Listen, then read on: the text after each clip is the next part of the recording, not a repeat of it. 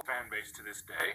The Nintendo 64 game was the single most lazily made game that I had ever seen in my life. At least it was before I played Titanic Mystery. I mean, sweet crap. No voice acting, not even an ugh whenever someone gets punched. Lousy and broken combat where your only attacks and combos are punch, punch, punch, punch, and kick, kick, kick, kick. The game completely butchers the excellent story of the movie, and the game can be beaten in just over a half hour without even trying to do a speed run. But what made the Nintendo 64 game hurt even worse is that it was the only Batman Beyond game that was ever made. Batman Beyond has popped up as an alternate costume in Arkham City, Injustice, and Justice League Heroes, but Return of the Joker is the only game he has to himself. It's just such a disappointment. But there's one more Batman Beyond game for me to try out. Batman Beyond Return of the Joker on the Game Boy Color. This is my last hope for a good Batman Beyond game, and the warning signs are not promising. I bought this game used on Amazon, and guess how much I had to pay for it? Go on, guess. Not counting shipping and handling, this game cost me 25 cents. Somebody wanted rid of this game so badly that they sold it to me for $1. Oh, and one more thing. Never ever listen to Amazon's customer reviews because there are 8 reviews of the Nintendo 64 game on Amazon. 3 of them are 5 out of 5 ratings. I quote, best superhero game ever made. That statement is so rocket jumping into the ceiling isn't nearly as amusing as when Iron Man does it. Also, each item disappears from your inventory after you use it a certain number of times, and the jet boots disappear after you use them once. The game's combat is pretty straightforward. You punch, you jump, you do flying kicks. The controls are responsive, and that's often the most you can ask for in these kinds of games. But there's one big problem that comes close to ruining the game. Dying has almost no consequences. You get 3 lives. If you lose them, you get a game over. But you have unlimited continues, and if you continue, you spawn at the start of the room where you die.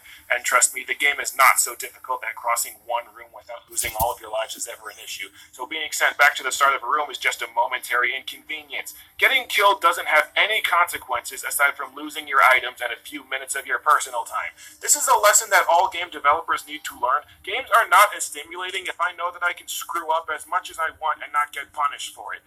The game needed either limited continues, which I guess the password feature would have made pointless, or the enemies needed to be a lot stronger so that I'm required to put in some effort if I want to win. One is the one you just came from, one leads further into the level, and one leads backwards through one of the other paths that leads through the level, and all 3 elevators look exactly the same. Because of the way the elevators are laid out, and because several rooms look quite similar to one another, it is very possible to walk in giant circles through this level and not even realize that you're doing it. There are no indications of what floor you're on, and no indication if you're making progress, especially since most of the rooms look a lot alike, so there's no way to know that you're going backwards. It doesn't help that if you accidentally circle around the level and come back to a room you've already visited, the enemies respawn, which tricks you into thinking you're making progress when you're really just doing laps. Does the elevator not have buttons that let you pick which floor to go on? Do elevators in the future not have a little sign next to them indicating what floor you're on? I'm just trying to think of a scenario where Batman would get lost in this building. Wayne Enterprises! The mini-boss of the level is some kind of a security robot, and this guy is indicative of everything that is wrong with the combat, because you can stun lock him very easily and kill him in a few seconds before he even gets a single shot at you. The boss of the level is Wolf, and because he spends more time running away from you than actually trying to attack you, this fight is a... Wouldn't it have been awkward trying to explain to Batman why several sentry guns and missile launchers tried to murder-death kill him the instant he set foot inside the lab? Brilliant! So the final level of the game is the Jolly Jack Candy Factory. This is far and away the best level in the game because all of the enemies have a ton of health, which means you won't be able to stun lock and kill one enemy before another one comes by to fight you, and you're required to actually maneuver around enemies if you don't want to get stomped to death. Plus, all of the groups that you run into this stage have a ton of enemies that all have guns, which makes this level a marathon and the only level with any degree of difficulty. However, because the game has infinite continues and respawn at the start of a room if you happen to die, the difficulty is, again, very muted. Oh, and I found an extra life one time when I was playing this level. The only extra life that I ever found in the game. Weird. Wait a second. Did that guy just walk off the stage and fall to his death? And there goes another one! Wow, I have never seen a game where the AI willingly killed themselves. Not since Yu-Gi-Oh! World Championship 2004, and man was that game a pile of suck. What is this? The Joker's crack Suicide Squad? That guy must have just played Batman Dark Tomorrow. Oh my god! come on, stop killing yourselves, guys. This is getting sad. I mean, there are 3 things that the AI needs to do. Walk towards Batman, attack Batman, and don't walk off cliffs. Jeez! Okay, in all seriousness, in Alien vs. Predator Classic 2000, one of the Predator's levels takes place in the prison from Alien 3, and one time when I was playing that level, I saw an alien crawl into the molten lead and kill himself. I cut that accident some slack because the alien AI is meant to be chaotic and the game just made a little mistake, but still, that was one enemy, one time that I played the level, not 20 enemies every time that I played the level. Either A, nobody tested this game, or B, when the testers came back and reported that the AI is glitched to commit mass suicide, the developer said, "Sweet, ship it out!" I mean, the game takes an hour and a half to complete. Testing would not have taken very long. How the hell do you miss this? Come on, we're almost to 30. Yes! The Candy Factory has 2 mini-bosses, Chucko and the Dee Dee sister. Punch! Why can't I punch? Is the game bugging out or something? I'll try using nunchucks, maybe that'll fix the bug. I can't use nunchucks either. Oh, I get it. The Dee Dee sisters take damage every time they step on the spikes, so you just run around until they step on the spikes enough times that they die. How many times do these dumb bitches have to impale themselves on spikes before... Activision, kiss my ass. Put your lips to my ass and kiss it. French kiss it. I mean, first Spider-Man 3 on the Wii has less than half the content of the other versions of the game. The Wii version of Transformers 2 was a weak beat-em-up instead of a neat third-person shooter. The Dark of the Moon Wii game is a 3-hour-long driving game with shit controls. War for Cybertron was butchered on the Wii, and Fall of Cybertron didn't get a Wii port of any kind. Deadpool is getting released on every console except for the Wii and Wii U, and now you've screwed us on The Amazing Spider-Man? Am I going to have to research every single one of your products that I consider buying in the future to make sure you don't screw me again? Rather than porting the Xbox 360 and PlayStation 3 game to the Wii, Beanox developed a version of The Amazing Spider-Man for the 3DS and then ported the handheld game to the Wii. Activision did the same thing with Transformers Dark of the Moon, which Beanox had nothing to do with. We caught you red-handed, Activision, you sons of bitches. Stop screwing over Nintendo! And yeah, I know that the Wii U version is a port of the PlayStation 3 and Xbox 360 game with all of the DLC mini-games included, but I'm not going to pay $60 for the correct version of the game. You're not getting my money a second time! And yes, I did end up owning this game instead of renting it because I had a birthday recently, and I didn't feel up to telling my parents that their 20-plus-year-old son who is about to graduate from college wants an action figure for his birthday. Okay, in all fairness, I understand that there isn't a whole lot of difference between the 2 versions of the game. They both have the same story and exact same scripts and recorded dialogue. They have the same combat and same central mechanics. There's really only one major difference between the 2 versions, and I'll talk about it in a minute. I will say right off the Mafia has a superpowered enforcer. He learned enough about Connor's research to perfect the serum on his own, and, because he has connections with the Mafia, took some low-level bruiser, gave him a healthy dose of rhino DNA, and planned to sell him to the Mafia as a super-powered enforcer. But he was killed by the Lizard. Yes, he was supposed to have been killed in that scene on the bridge in the movie, I honestly couldn't tell. And the other scientists of Oscorp made up the Rhino with DNA hybrid story as a cover. Where do I even start?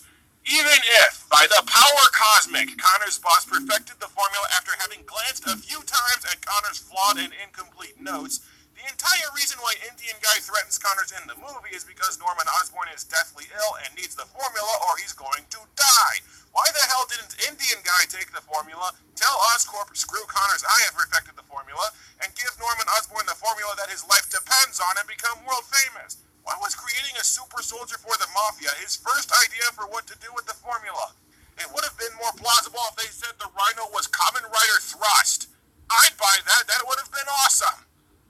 Also, one last plot point that I absolutely need to bitch about. Towards the end of the game, Smythe injects Spider-Man with a nanobot serum that begins to eat Spider-Man from inside, takes away his powers, and starts killing him.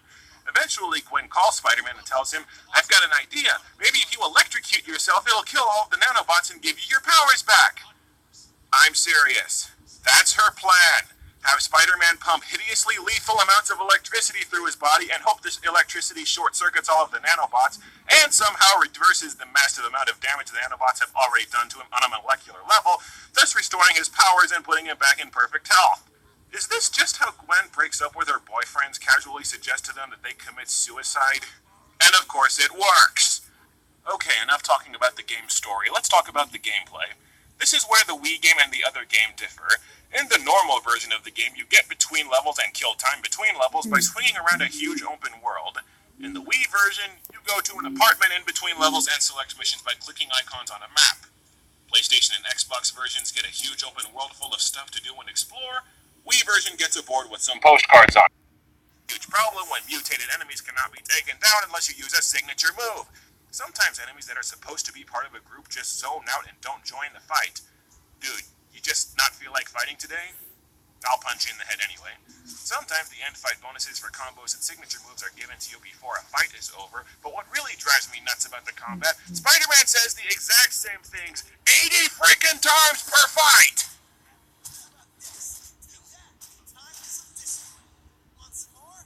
He just chanted all 4 of his mid-fight quips at once. What shitty coding!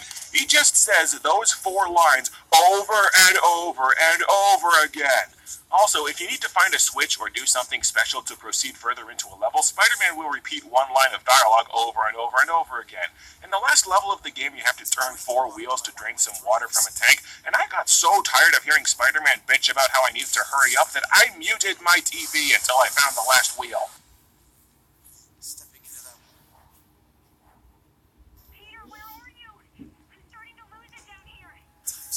Shut up.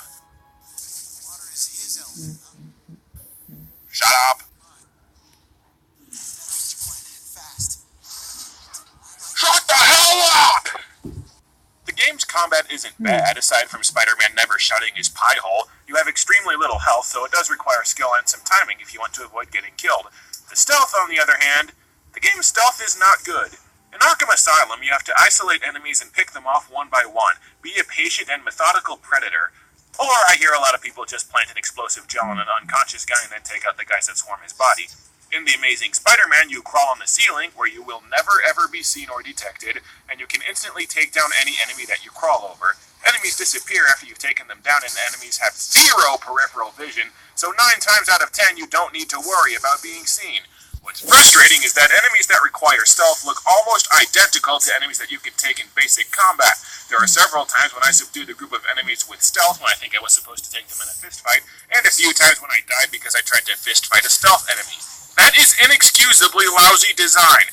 And the stealth sections have glitches too. In one of the sewer levels, of which there are 3, I died because one of the enemies in the stealth section spotted me and shot me dead, and when I respawned at a checkpoint, the enemies had wandered off. And this happened more than once. What the hell kind of chaos theory or quantum physics does this game operate on? Is the game bugged out the butt on purpose because this is a Spider-Man game? And yeah, I know that spiders are arachnids and not bugs, but screw you, I liked that joke! One of the upgrades that you can unlock with XP is the ability to superglue enemies to the ceiling as you perform a stealth takedown, which almost guarantees that enemies will never detect you. What's curious is that, with one exception, that stealth power-up is the only useful upgrade in the entire game! There are upgrades that give you extra web rush powers that you will never use. There are suit upgrades that allegedly increase your health, but I noticed no difference after I bought them. The only other power-up in the game that is useful is the one that lets you web strike sentry guns, which I think the game requires you to have because sentry guns can properly, and yes, it is freaking annoying when that happens. If you're one of the people who doesn't like Spider-Man's costume in the new movie, then you can unlock the classic and the black suit to use in the game. But I swear that somebody at Activision is screwing with me because the classic and black suits that you can unlock are the red and black suits from Spider-Man 3. You know, that other Spider-Man game that I took a well-deserved crap on a long time ago. Why would they do that? Why would they issue the classic and iconic design of the black suit for the design that appeared in the movie? My only explanation is that I'm being trolled by somebody at Activision. I don't know if that's awesome or sad. Now, even though I've spent the last, 17 minutes bitching about this game, The Amazing Spider-Man isn't bad. Its combat is stimulating and requires actual skill. The stealth is easy, but it keeps the game from becoming monotonous. The web rush mode is a genuinely interesting gameplay mechanic and a neat way to navigate levels. And the story, though flawed, is compelling enough to make you want to play the game all the way through. Although as you get to the end of the game, the story kind of starts to fall apart. The central theme of the game's story is the moral conflict between Spider-Man and Smythe. Spider-Man wants to help Connors make an antidote that will cure the cross-species, while Smythe wants to just kill the cross-species before they kill innocent people. But here's the thing. A little over halfway through the game, Connors develops a working antidote that